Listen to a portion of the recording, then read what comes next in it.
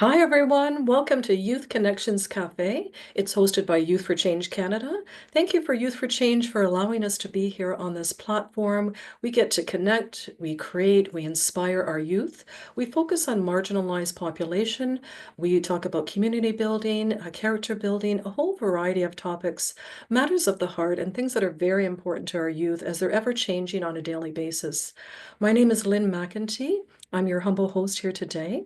We encourage you to follow us on social media, and if you have any ideas for programming, we'd love to hear from you. Maybe you'd like to attend one of our festivals, be a guest speaker, sit in on one of our sessions, or in person or on Zoom. We'd be more than happy to connect with you. So please do reach out to us. Give us a like on social media. We'd love to hear from you. We have some great guest speakers from Strides Toronto. We've had them before for other programming from some of our sister programs that we've done, and they're just amazing guest speakers. So we wanted to invite them back for Youth for Change Canada to shine light on their work that they do, but also the very important topic of communication and healthy relationships. I'm going to do an introduction for One Line Bio. They've got an amazing presentation for us. Again, it's communication and healthy relationships. We're here for Youth for Change Canada, Youth Connections Cafe, Matters of the Heart, things that are important to our youth today. We have Monique, who is a provincial outreach worker, and Celeste, who's a community outreach worker. I'm going to let them take it away with their knowledge, with their expertise, and their introductions as well. May ask a question or two in between and encourage you to follow them on social media as well, Strides Toronto. Thanks so much. All right, girl. Celeste and Monique. Thanks so much for the introduction, Lynn. Hi, everybody. We're happy to be welcomed back by Youth for Change and by Lynn. Celeste and I are here to talk about navigating conflicts and healthy relationships and that communication piece as well. So, just jumping right in, I wanted to give ourselves a quick introduction. My name is Monique. As Lynn mentioned, I'm a provincial youth outreach worker, and I support youth between the ages of 12 up to 25 years old with getting them connected to programs, services, and different resources within their communities, such as employment, housing, education, mental health, and more. Basically, any identified need that a young person has, we're happy to connect and support them through that journey. We're also lucky to be able to facilitate and deliver various mental health and life skills workshops to youth in the community and in school settings.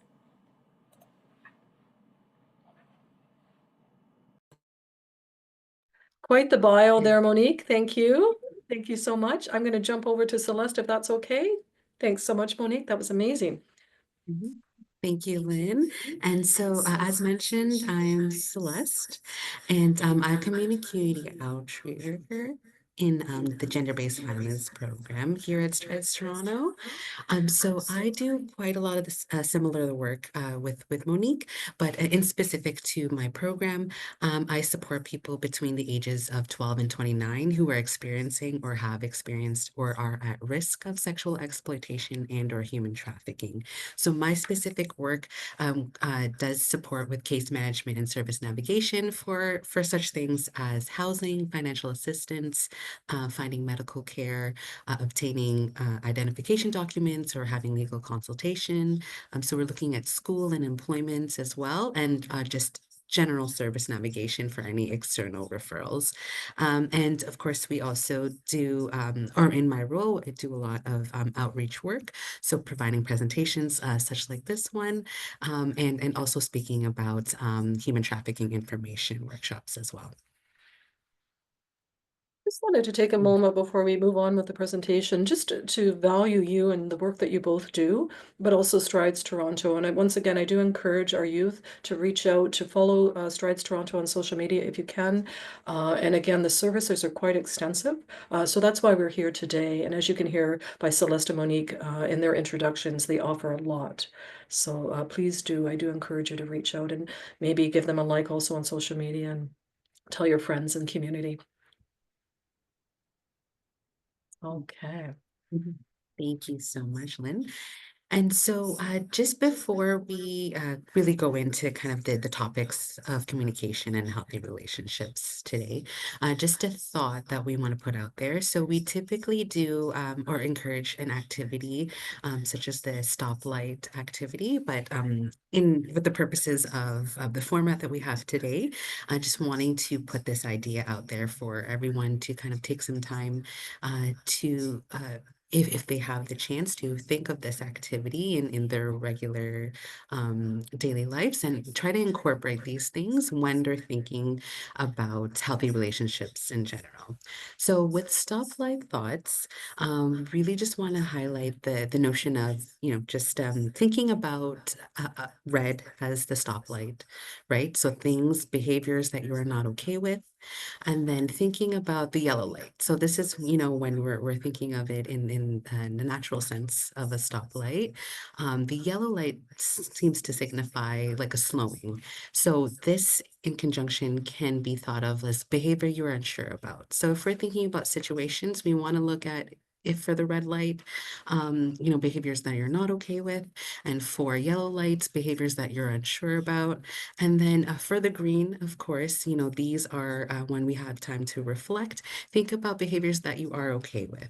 It's important for us to distinguish behaviors with these different colors in our everyday thinking, just to really assess the situation that we might be in, or assess our feelings that we have with things that are being done to us or that we feel like we're doing with others. This really ties into a lot of the content that we're going to be bringing up afterwards. So just a thought out there of really looking at what are some red lights for you, what are yellow lights, and what are green lights for you. And Celeste, that can be at any age level, even at the, pre-14, 16 level as well. So sort of as you go through your stages of development. Yeah, that's important to learn that in an early stages. Yeah. Okay. All right. Thank you. That was great. Thank you for putting that together. All right.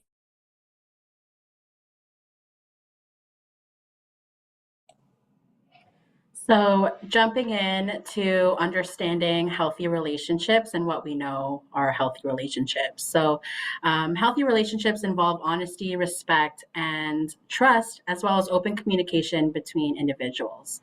Healthy relationships involve a number of things, such as sharing our feelings without being judged, feeling safe and comfortable, feeling accepted for who you are, supporting and looking out for each other, maintaining respect for privacy, having confidence that your feelings and experiences will remain confidential. So earlier, Celeste talked about, thinking about our stoplight thoughts when we are thinking about our friendships and our relationships with people. So, is our friend feeling safe and comfortable when we're together?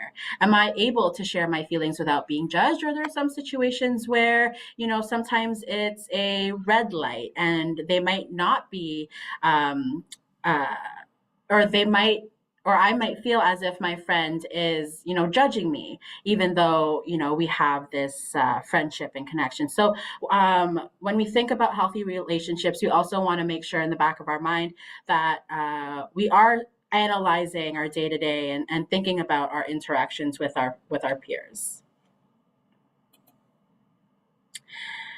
Going into boundaries are basically the limit of what someone considers to be acceptable behavior. So, a way of making intentional decisions about our time, environment, and our relationships.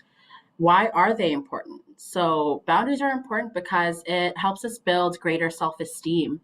It helps us, feel confident in certain decisions that we make. Maybe they're difficult decisions, but we're confident that, we are able to stick up for ourselves and make sure that we are following our own boundaries or sticking to our boundaries.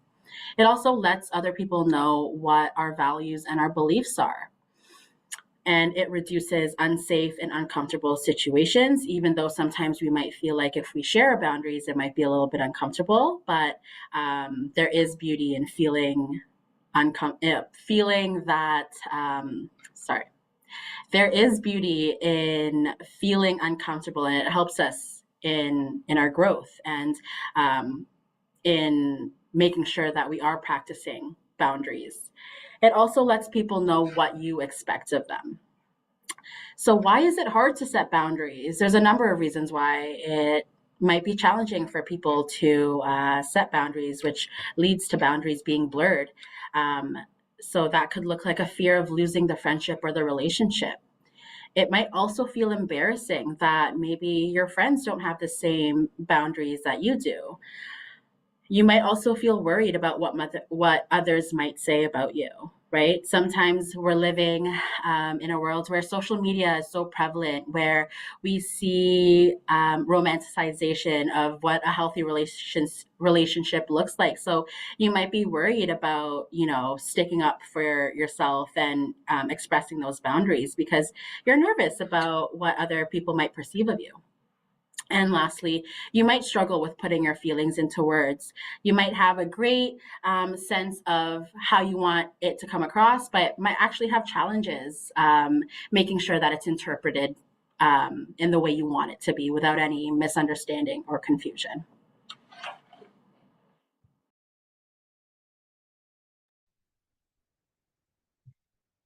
And so to tie those pieces in, when you're thinking about your boundaries, these five next points tend to be something that you kind of want to have a little bit of like thought around in terms of setting a boundary or just even being able to think of what your boundaries are and conceptualizing it and finding a way to voice it.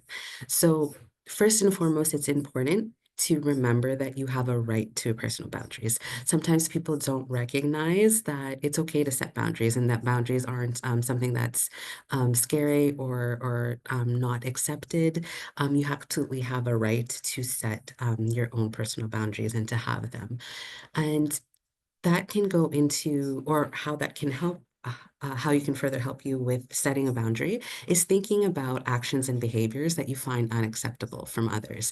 So sometimes we may let some things just pass us by and, we don't really think much of it, but these things tend to accumulate and all of a sudden we feel that, a lot of our boundaries have been crossed, or a lot of things are coming up that really doesn't sit well with us, but we no longer know how to voice it and how to speak up for ourselves. So first and foremost, thinking about what are actually those actions and behaviors that we find unacceptable, and that could be anything and everything that we find unacceptable. And also to connect with your boundaries, you want to find the reason and confidence to set them. So you may have a lot of things that you find unacceptable from others or things that you don't want to tolerate, but there also needs to come with being able to actually set a boundary. There needs to come that reason and confidence to set them. So actually thinking about which boundaries or what things do I actually want to be able to find the confidence to voice and to speak out and talk about with someone, or just to have kind of in my toolbox to bring up if I find myself in a situation where I'm uncomfortable and need to stand up for myself. You also want to keep in mind as well, because it can get a little tricky there, and especially when there's a lot of emotions and feelings that we might have with things that feel uncomfortable, or behaviors that we don't like or necessarily are feel that we're able to manage. But it's also important to keep in mind to be respectful of others when we are setting our boundaries. So just having that piece of thinking that being mindful of like how can we say this to someone in a way that coming from a place that it's of understanding and just wanting to be understood rather than kind of voicing it in an angry or upset way, which can kind of lead into difficulties with communicating boundaries in general. And lastly, planning ahead and thinking about what you want to say and how you want to say it is helpful as well. However, that might look like for you. Maybe someone would want to rehearse with someone else, or maybe they want to write it out, or I don't know if people still do it, but maybe talking in front of a mirror and voicing like, these are the things, this is the way that I would want to set boundaries with someone if I was ever in a situation where I felt at a loss or of what to do or how to get myself out of a uncomfortable scenario or environment.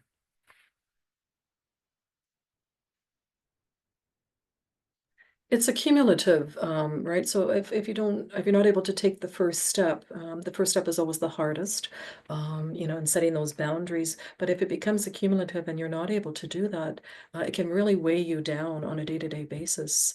I wondered if you had, and let me know if this is okay, one example, for our different age ranges that we have, but maybe one example that we could tune into there, where it might be hard to, take that first step to set a boundary.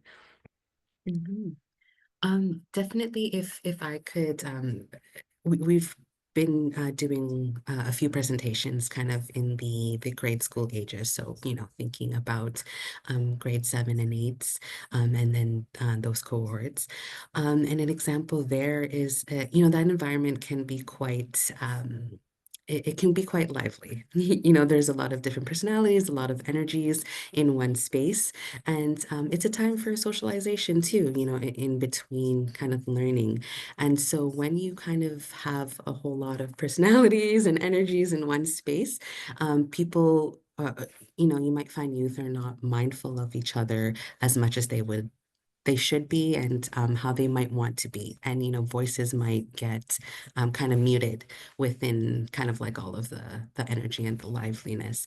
And so, for example, maybe there's a group that's forming, and everyone has this kind of idea that there's an activity that they want to do, and everyone seems to be kind of for this activity and they want to do it, and maybe it might be a little bit out of someone's comfort zone, but typically we do find some youth not feeling that they have a voice and stating like, actually, I kind of want to be a little bit different. I don't want to take part in this activity, but you can see after the fact, or like what we've been hearing after the fact is, a youth might feel pressured to just go along with it because everybody else is. And so they don't want to then, point out and say like, actually, this makes me a little bit uncomfortable to take part of this activity. Like, I don't want to do it.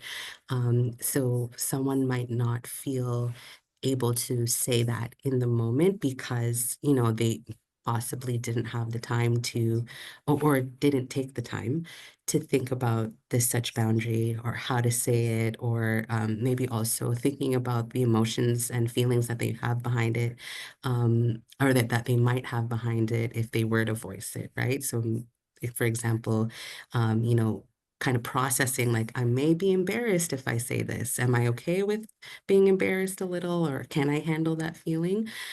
So I think definitely in those environments where there's so much going on, sometimes, it doesn't give someone the chance to like take a step back and step up in the moment, and they can only reflect on it after, but then a lot of the times it's too late, right? Or um, they they may have they may feel like they have to continue just being in uncomfortable situations because they've already kind of done that before. Okay, thank you. Thank you so much.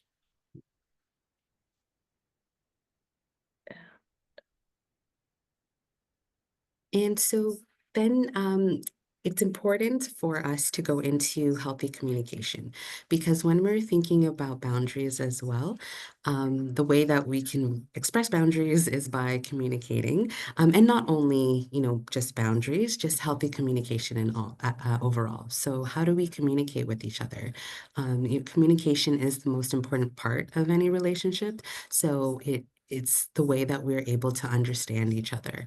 And so if we are able to communicate in a way that is healthy, and is considerate, and also thoughtful of persons and surroundings and feelings and emotions, that is an important skill to build on, and is quite a great big part of healthy relationships, and all of the pieces that come with building healthy relationships. So I'm just going to pass it over to Monique to talk about what does healthy communication look like. Okay, thank you.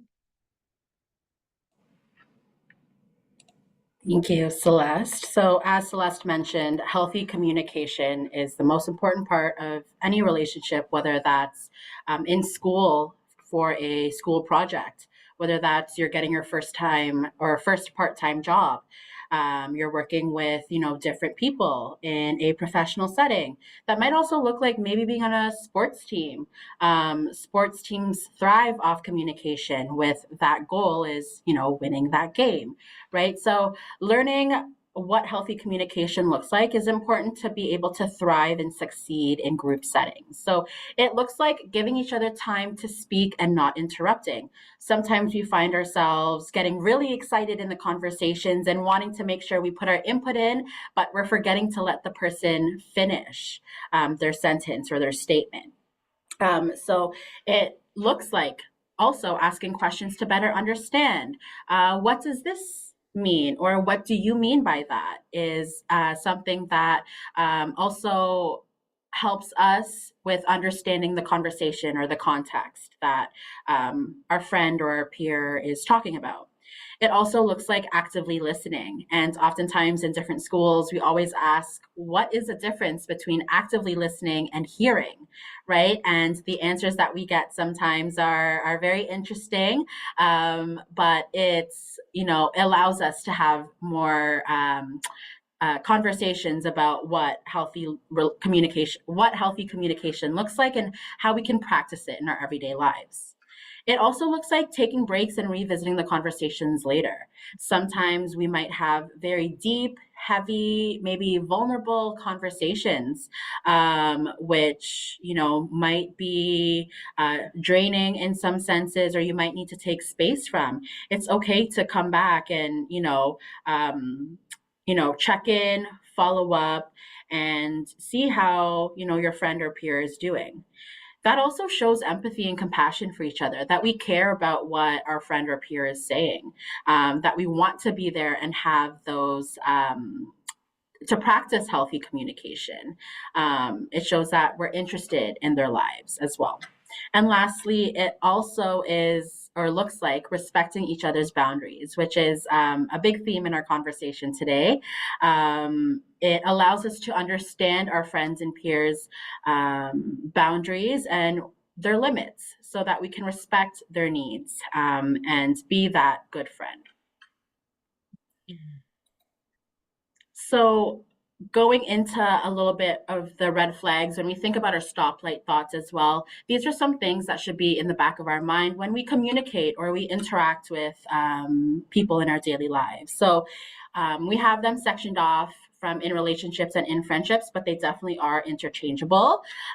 So first would be a lack of communication. So this might look like avoiding discussions about feelings or issues / passive aggressiveness. So maybe there are friends often getting into arguments, but they don't know where these arguments are coming from. Maybe they're just nitpicking off of, certain ideas or certain situations, but they know that they are often arguing and, maybe not wanting to be around each other, but avoiding those discussions about feelings. Avoiding discussions about those feelings or the issues that they're experiencing might also lead to a break in that friendship or relationship because of that lack of communication piece. Another red flag would look like controlling behavior. So trying to dictate what you can do, who you can see, how you should feel, what you should post, who you should follow. Oftentimes, these are things that we see in relationships, toxic relationships, dangerous relationships, right? This might also be seen also in friendships. And we might not see this because sometimes the conversations and the discourse online is the controlling behavior sits in intimate relationships. But it can also be in platonic friendships and, friendships that you might not realize is that other person is being controlling. Looks like manipulation and gaslighting as well. So using guilt or fear to influence your decision. So an example of that could be like if, let's say, someone or a friend is trying to encourage you to get into a fight with somebody. That might look like, well, you'll get beat up if you don't beat up this person. So it's that pressure and that using guilt to, try and manipulate you into doing things that might not be something you agree with or that goes beyond your boundaries. Inconsistency is another red flag as well. So that would look like frequent changes in mood and behavior that might leave you feeling confused. So an example for that could be maybe in school, you have regular conversations, you spend lunchtime with them, you laugh, you share, funny jokes, and, you feel like it's a good relationship and friendship. But then later on that evening after school, they're maybe posting negative things about you online or talking badly about you to other groups, right? And that might make you second guess this friendship or confused about your daily interactions and what your relationship looks like. In friendships, it might look like gossiping. So, talking negatively about others behind their backs or posting problems online that may go viral, leading to cyberbullying.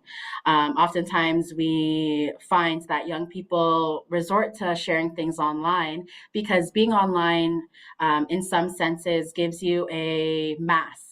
Something that you can hide behind, something that someone might feel more comfortable doing online, but not doing in person. That's a huge red flag that we want everyone to consider. On the topic of boundaries, it looks like neglecting boundaries, so ignoring your limits or needs. Maybe you're in a relationship with someone and you've explicitly expressed those boundaries, and you told them the things that you don't like, and you have certain limits or needs that help you, and they know that, but they still neglect it and they do the opposite of supporting those boundaries, right?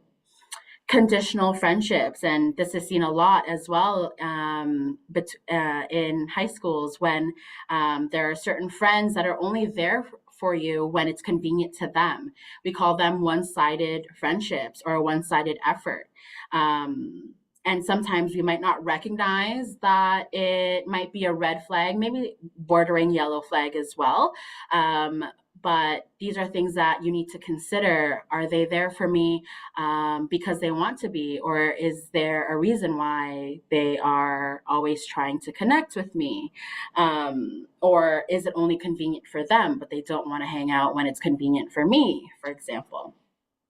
And lastly, a lack of support. So that would look like not being there for you during tough and positive times. So when we talk about having supportive friends and supportive friend groups, that looks like friends who, celebrate your successes and celebrate with you. But it also looks like friends who are there for you to listen to your challenges or your struggles or help you find resources or supports that, can help you with the things that you might be challenged with or going through or impacting your lives. So I'm just going to pass it over to Celeste, and she's going to talk about how we can avoid miscommunications as well. Thank you. Thank you. And so, just based off of the content that we've been sharing so far, definitely miscommunications can be something that creates, difficulty in relationships and just, of course, in communication and our communication styles in general. So how can we avoid miscommunications? And to highlight, when there is a lack of communication, it is one of the biggest reasons that people may fight and sometimes end relationships. So it would be very important to then think about how do we avoid and work on our communication so that we don't come into these situations. And so first, being clear and concise is important. So using straightforward language and sticking to the main points to minimize confusion. So when thinking about, if it's a difficult conversation that you might be having, maybe it might be an argument or a disagreement, someone is upset, it's always important to think about, first and foremost, in that situation, thinking of just using language that is very clear and concise. And some things that you can do to use during that is using I statements. So for example, really turning back, kind of thoughts to saying and voicing it as like, I feel upset that you've talked badly about me, rather than saying things like, you always talk so badly about me, or you always say these things. So pulling the blame away from the other person, but rather voicing what is actually happening for you because of, someone's behavior or what someone did. And so that can take the pressure off of the person that you're directing it to, and it can voice and communicate to them what's happening to you because of this situation. So really, bringing it back and saying, these are my feelings, these are my emotions because of that action that you did, that behavior that you presented to me. And we had mentioned this before, but it is super important to think about actively listening. So, really paying close attention to what someone else is saying. And to do that, you need to be able to, give someone your full of undivided attention. So don't be distracted with other things.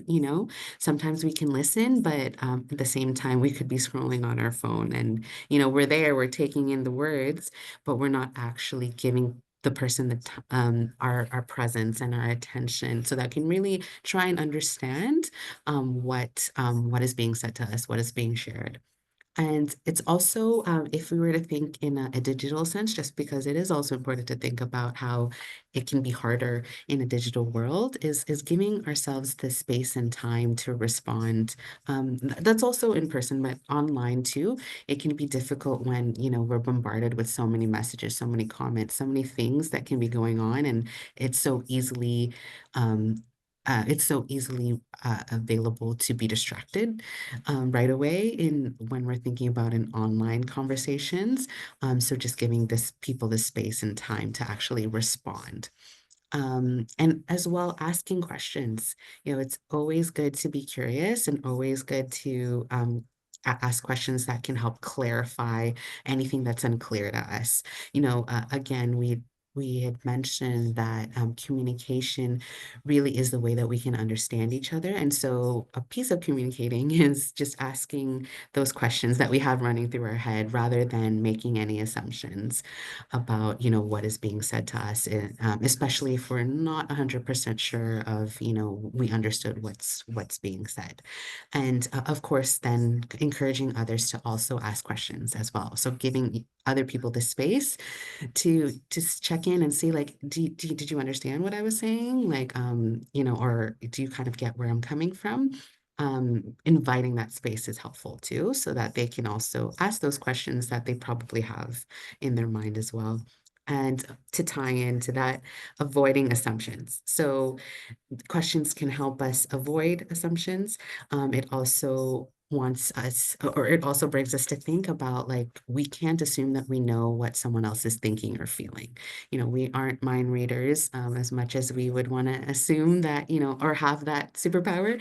We don't have it. And so the only way we can do that is to both ask questions and work towards not making any assumptions, or not filling in the blanks for other people.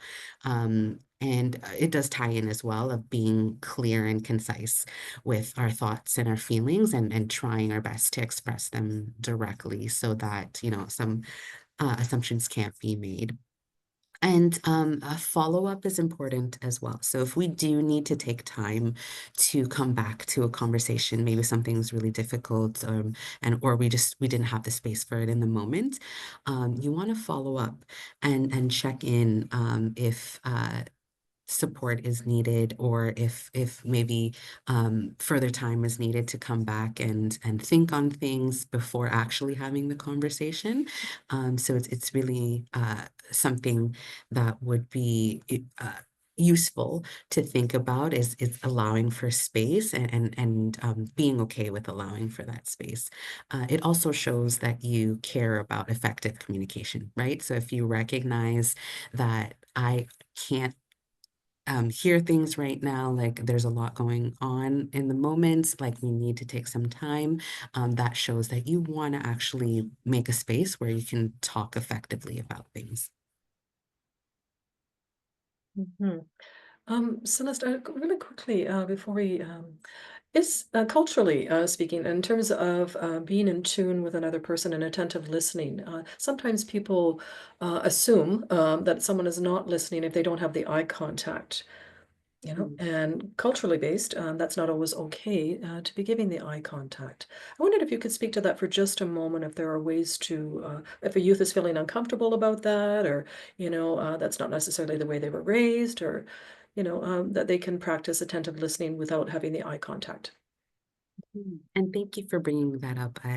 Absolutely, that's important to think about as well when we're thinking in general of all the information that we're sharing. Cultural pieces should be a part of the conversation too, right? So there should be that space where someone is able to voice these things, especially when they're learning about communicating with other people, and maybe these individuals are coming from different cultures. So there isn't that understanding of like, oh, actually, maybe they're behaving this way, or they're not seemingly listening to me because it's an uncomfortable thing to be looking in the eye with this to for us to be looking at each other face to face, and directly eye contact with during this kind of like or any form of communication or interaction. And so I for those pieces, and for an example of how, in our work, how we approach that is we really do want to build a rapport with someone first and foremost. And with building that rapport, inviting, just having someone like showing us or telling us where they're at, in the sense of, what are things that, make you feel uncomfortable, comfortable, or what are things that make you feel uncomfortable, and really learning more pieces around, what someone's needs are, and also, having that conversation about, or not necessarily like a directed conversation, but just that rapport building of, who are you as a person, and where what are the cultures, what are your values and beliefs that that are important to you, and through that kind of preliminary, like getting to know someone, hopefully, people can learn to pick up on things that people might need. In saying all of that, we know that mistakes can be made, but typically when mistakes are made, really is about what is the response after. If someone is able to voice that, maybe I actually don't like it when people are looking directly at me when we're speaking. And then, the other person should be able to be respectful of that and take that in, and note that for the next time, and respond in a way where, oh, for example, saying like, oh, I didn't know that made you uncomfortable. Thank you for sharing that with me. I'll be mindful to not do that the next time. And so it does go back to just giving that grace and space to make mistakes, but also then follow up with healthy communication on how to address it after. Awesome. Thank you. Can I have it something really quick as well? I also wanted to mention with communication, a big part of communication might be the nonverbal communication that we have, right? So, our body language, maybe we're someone who fidgets a lot when we're having that eye to eye or having sit down conversations where we're forced to look eye to eye. I think it's important also to understand those pieces. Maybe we might not be able to hear it or see it or hear it through words explicitly being said, but we might see it in maybe the closed off body language, or maybe it's a specific tone that we're hearing, right? And I think it also ties into neurodivergence as well. Not everybody has, or not everybody has the same ways of thinking, same ways of coping, and same ways of understanding. So, understanding different pieces to that as well, I think, and having an open mind to learning about those things, not only culturally, but, individually as well, I think is a bigger conversation to have when it comes to avoiding miscommunications.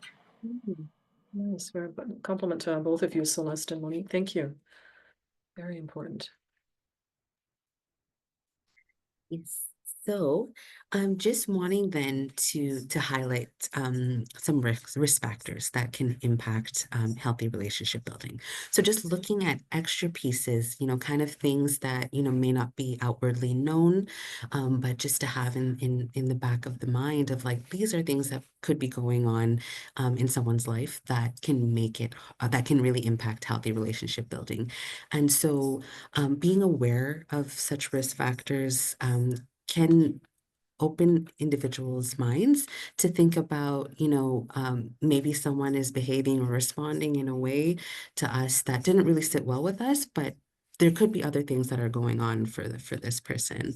And so it really does just open up that piece that there's so many more other things that need to be given the space to be communicated in a healthy way so that we can better understand each other. And so just some pieces around that is that people might have vulnerabilities in life that, others might want to wrongfully look to kind of like exploit or take advantage of.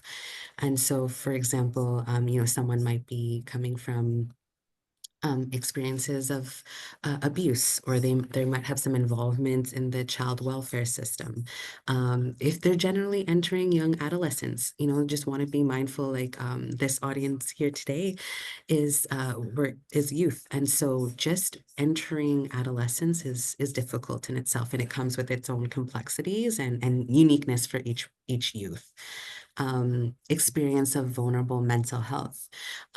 If there is also, if someone has a precarious immigration status or, new to the country, new to the environment, that there's so many layers that is involved in that as well, that experience as well. Also, if there are pieces like a single parent or divorced families, right? So if there's some sort of life difficulties that are happening within the family unit, that plays in as well. If someone is isolated or if they have a kind of a rural lifestyle, sometimes it can be quite difficult when there's a lower amount of resources and connections and things that can be made, right, when in a sense of isolation or just not having access to a lot of things. And that goes into lack of social support. So if there is just minimal social support systems in someone's circle, that plays into it as well. And if people or a person is facing poverty, if they are facing addiction, if there's homelessness, if someone doesn't have access to job opportunities, if they are facing, uh, having to drop out of school or being expelled from school. So again, losing that kind of support system and access to, other resources that are important, right? Like education and knowledge and learning and skill development. And also if there's physical barriers too. So if someone is just not able to have access to a lot of things physically that would be helpful to them. Mhm, mhm. Is it okay if I just insert for just a moment? It's so we're talking about healthy relationships and how to build those healthy relationships. And if someone is in an unhealthy relationship, intimate relationship, and perhaps some of these other things are coming up that we're discussing right now, um, what would be sort of I guess, the next steps for them? Let's say they're in an unhealthy physical relationship with some intimate relationship. They're caring for a parent at home who's unwell. Yeah. And they're also trying to attend school. They got a bunch of these things coming at them all at once. And just really, really hard to tackle all of these individual things. Could you speak to that for a moment? Like how someone could even just try to take the first step?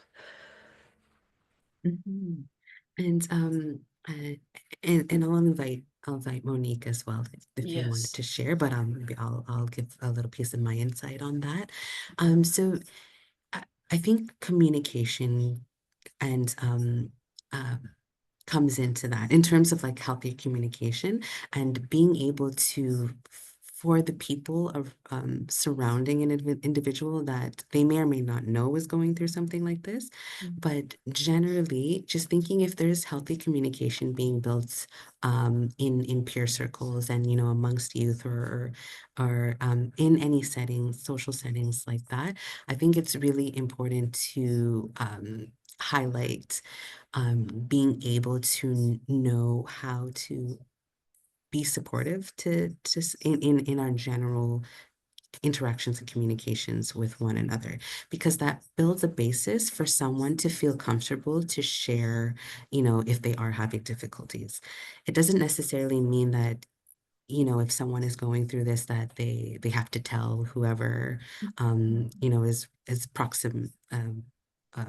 in proximity to them, but it can open a space for someone to say like, hey, I'm having difficulties right now and I feel like I need support. And then if we can also then equip, particularly if we're speaking about youth, if we can equip youth with like the resources and the places that they can go to direct their peers to get support, that would be helpful, right? So I think for me it's about calling on youth to work on healthier communication with one another and build these spaces for each other, so that if someone feels comfortable enough to come to them, or if they feel comfortable enough to come to go to someone else, that everyone is kind of well aware of how to create that space, and then also know where can they go to for support. And so, and then I would say, equipping them with access to resources. And if we're thinking maybe in a school setting, having teachers and social workers be ready available for that, and for the schools to be aware of community resources, and so on and so forth. The example is just in schools, Yeah. but really having a network where there's information, the youth are informed of where to go with these things. Truly takes a community. Putting the unity back in community and is a wonderful thing. Thank you. Thank you, Celeste. Yeah, just also going off of Celeste's excellent point as well. I think for maybe that young person who is experiencing those many layers of the vulnerabilities that they have in life, I think recognizing that is the first step to wanting to get support, right? Sometimes we get bogged down with our day-to-day life and realizing that this is a cycle that I'm just going through every single day. What can I do to change this cycle? What can I do to get outside of this? And I think really the first step is recognizing that some things might be a red flag, some things might be a yellow flag, right? And to reach out to a trusted adult. I always say that a young person needs at least one trusted adult in their life to be able to connect and to receive that support, which is really important in Celeste and I's work as well, because, oftentimes young people don't have that support at home, even though they're in a home full of adults, right? They might not trust those adults. They might not have those friendships that they feel are supportive, or would want to share those vulnerable life experiences with those, just based off fear of judgment, or not receiving the support, or just not wanting to share that vulnerable information, so they keep it in. I think recognizing that and reaching out to a trusted adult, whether that's in school or in community supports, is important to start that connection and start that conversation on what needs to change. What can I do in this moment, to change my situation? And then, having youth outreach workers or community outreach workers as well to support them in navigating into the right direction, or, sharing information that they would probably have never known about, right? I think knowing those and knowing your capacity in that moment and reaching out for help is the first step, and also a really important step too. Thank you. Thank you very much.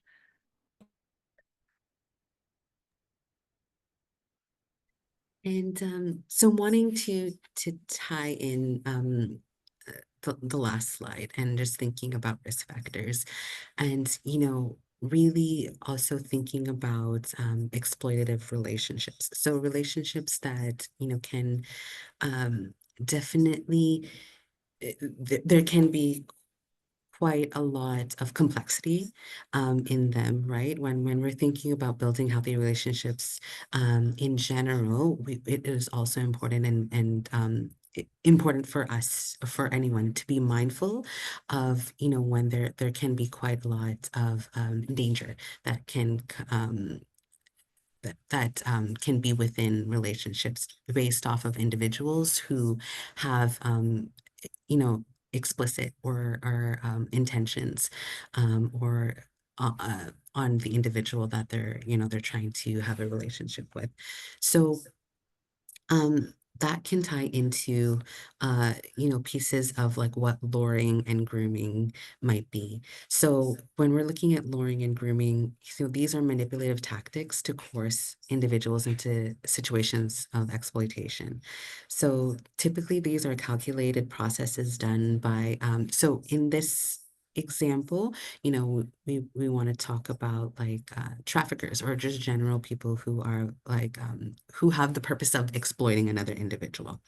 And so when we're thinking about someone who might be trying to start a relationship and comes in with this intention, it's important to think about what does luring and grooming look like. So it can someone can pick out these red flags that very much are high are key things in luring and grooming.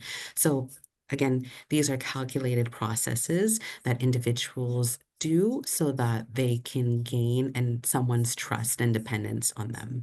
So examples of that is you might have this term might be thrown around a lot in when people are thinking about being in relationships, like love bombing or just really kind of like having a heaviness on a lot of like love and affections being shown right away, right? So if we're thinking about an exploitative person, they want to provide all of these things that elicit and good feelings, right? Like who wouldn't want to receive a lot of love and receive a lot of care and affection from someone? Even though, it seems good and nice, it's also important to think about, maybe if someone might be using this in a manipulative way. And to go further with that, exploitative individuals want to prey on someone's needs. So they will look at someone's risk factors or view and kind of key in when they see someone who has multiple risk factors going for them, that they can move in and fill the needs of that person for that person's life, right? So they might look like, so it would really feel like a partner and friend that just genuinely loves and cares for you. But unfortunately, sometimes, that can be with the intention that they want to bank all of these feelings right away so that you have a dependence on them. And then later on, they use these things against you, right? To exploit you. And so, for example, someone's needs for approval or attachment, like they just want to belong somewhere. They want to be validated. They want love. So people may prey on these pieces, knowing that or feeling like someone might be desperate for these things and giving the people these needs so that they can use that against them later on. And coercive control is also an important term or concept to think about and know of.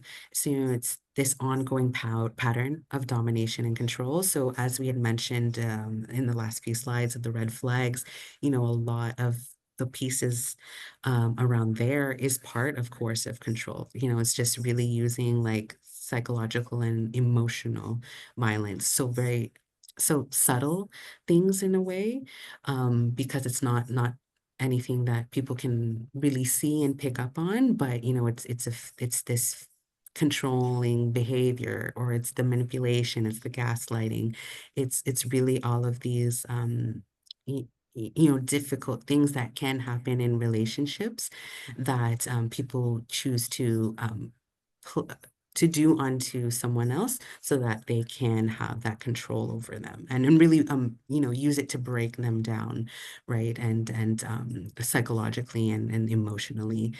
And so again, some examples of this could be like intimidation, um uh deprivation, so like not giving them something, right, like take giving love and then taking it away. Degradation, so just like really, and humiliation, like thinking about things that just make someone feel um lower and less than, right, and really playing on their self-esteem, and then all of a sudden giving them back up, right, like they're the person that's taking away or lowering their self-esteem or humiliating them, and then they're also the same person that is giving them love back and giving them love and belonging back. And these are important terms and concepts to think about, and to know that there are exploitative relationships out there, because it can absolutely get confusing when we're thinking about how we want to build healthy relationships with one another. Thank you. Need to add there? Okay. What can you do? Nice. Great slides. Thank you. Sorry, Lynn, did I cut you off? Did you want to ask a question or? I was going to, but I think, this is just amazing. Thank you so much, and love the visuals. I know our youth will value that so much. I think I'm okay at the moment. Thank you. And I Okay. know Oh, okay. we're kind of going over your time, so we appreciate it so much. Thank you. Of course. Okay. So, what can you do? What can youth do to ensure your positive well-being and, having conversations with people, trusted adults about, things you're questioning, things you're confused about, things you're unsure about. Maybe you're analyzing your things with the stoplight thoughts and you're like, okay, well, might be a green light, might be a red light. How do I figure this out? So what can you do, right? Have a trusted adult that you can trust and talk to. Number one, as I said, having a trusted adult in a young person's life really makes a difference. Having open discussions about a number of things that they see online through social media. We talk about the romanticization of certain relationships and how a relationship should look like on social media. Might be wrong or might be right in some senses. So the things that we see online are the things that we experience in our day-to-day lives at school, at work, in our peer groups. Is important so that we really understand what it is that we're getting ourselves into, or just having a full understanding of, the interactions that we've had. I always say for our young people listening and watching that although you might hate school, although you might not like or enjoy learning or enjoy going to school every day, you're going to be a lifelong learner, right? Learning is a good thing. So having those resources, those trusted adults, those friends, those parents, those peers, those community resources can allow you to open up a different perspective and learn. That brings us to our next our next point is access community mental health resources and supports. So this is a really big one for Celeste and I, because we come from a great agency that focuses and prioritizes on the mental health of infants, children, youth, and their families. And not many people in the community know this. So mental health resources, supports, and services are available in your community, such as Strides Toronto. And we are free local resources we are a free and local resource that anyone in the community can have access to and use. So maybe it can go down into just a quick Google search, community resources around me, right? Those are some things that can add an extra layer of support to someone who might not know where to turn to or where to look. And then lastly, on the topic of being online and seeing, different things that might challenge our own values and our own beliefs and our own thoughts, I always challenge everybody to take some time off of our screens, right? It's try and start a new hobby or find some interests that are screen free, because taking that break or, that social media detox or lessening your time online can really do wonders for our mental health and well-being. Oftentimes we see things online and we kind of take them as a sign for our specific situation. And that might influence our decision to do something else, whether that's a positive thing that you're doing, or maybe you've been influenced to do something negative in your friendships and your relationships. So, really taking the things that you're seeing with a grain of salt, having those conversations with trusted adults and community resources, and also taking a break from the types of things that we're seeing online can really help foster more conversations and understanding with our communication and our friendships and relationships as well.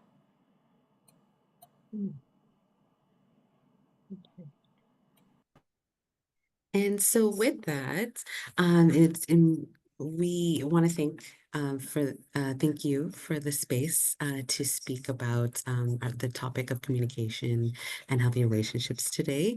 And so then also to invite if those who are interested, the resources that are specifically at Strides Toronto, if that is the most accessible to them, is that we have our What's Up walk-in. So this is a free mental health counseling service. So it's a short-term counseling service, but it is very much like a walk-in kind of basis, whether that's through the phone, video call, or actually in person in our Strides Toronto offices.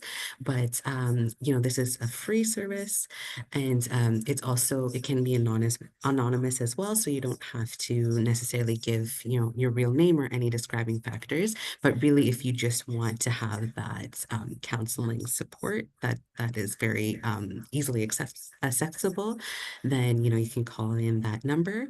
A help ahead service is also just kind of the general line for Strides Toronto. Like if you need to be connected with mental health resources, whether that's with us directly or with other organizations that are connected within the GTA, for just any mental health kind of resources as well. So if you were to call in there, they would connect you to the ones that are most accessible to you. And then there is the Youth Outreach Worker Program. So that is the program that Monique sits in. And so the resources that she had mentioned earlier would be available through that intake line there.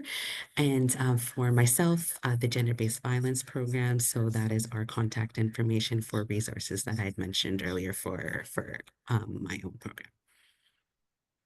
Wowie, wow, wow. Wow, we are putting the U back in youth, so thank you so much. Just really fantastic. For our youth that are tuning in, please do reach out to Strides Toronto. Tell your friends, tell your neighbors. There's so much going on there. And as you can hear by Celeste and Monique, their passion and their work that they do, they are their wealth of knowledge, both of them collectively. And there's just so much out there. We don't have to know everything, but we are constant lifelong learners, as you both feel, and I think Monique had said earlier. So we're constantly learning and growing and evolving. Carry your toolkit around with you. Keep those tools in there. You'll sharpen them at different times in your life, and you never know which one you're going to use. And all the people that you meet, what a wonderful, wonderful thing, because you can learn and grow and be a contributing community member as well. Our youth are important. We want to thank Strides Toronto. We want to thank Celeste and Monique for being here today. And I wondered if you had one sentence or two sentence words of encouragement or wisdom as we're signing out here. Celeste, I'll start with you, and then Monique. I think sorry to just quickly think about that. I feel like there's so many important things, but if I were to tie it in, I would say that it can be quite can be quite an overwhelming and intimidating to think about communication and healthy relationships and just building like a healthy environment around you. But I do say that it definitely does get easier once you are able to find that confidence to reach out to and connect to community services, and just to connect with your peers and all of the resources that you might have available in any of your environments, right? Because there is those resources out there, and there are like-minded people that are going through similar things that you might be feeling like you're alone in, and once you are able to take that chance to reach out, I absolutely am. I feel like I can say I can guarantee that, you know, you will find the support that you need uh, to work towards your goals and fulfill your needs and just all of those pieces to build yourself up. Cool. Thank you, Celeste. I would tell, or one thing I'd like to share with youth is that it's okay to be uncomfortable and putting yourself in uncomfortable situations because that's where growth happens, right? When we think about the uncomfortable situations and the uncomfortable environments and places that we've been, it helps us learn from it and helps us, sharpen those kits or sharpen those tools in our toolbox to be better or well prepared and equipped for next time if you find yourself in an uncomfortable situation, right? Growth is growth happens when you're uncomfortable because you think about it, you learn about it, and you reach out to the supports to support you through that time. And one more thing that I like to share with my young people as well is like the situations that you're in right now, although it's challenging and it's stressful and you're probably super stressed and overwhelmed, the you that you were a few years ago wished and hoped to be in this position that you are in now. So although you might be having a stressful time, difficult challenges, as Celeste said, there is a light at the end of the tunnel. You will get through it. And there are always supports that are available to you to access. Yeah. Thank you so much. We also want to do a shout out to Youth for Change Canada for allowing us to be here with Youth Connections Cafe, talking about matters of the heart. Please follow us on social media and give us a like, and we would love to hear from you if you have any ideas for programming and if you'd like to attend any of our festivals at all. Thank you so much to Celeste and Monique and Strides Toronto. We're signing off. Youth for Change Canada, Youth Connections Cafe. Thank you. Thanks, everybody.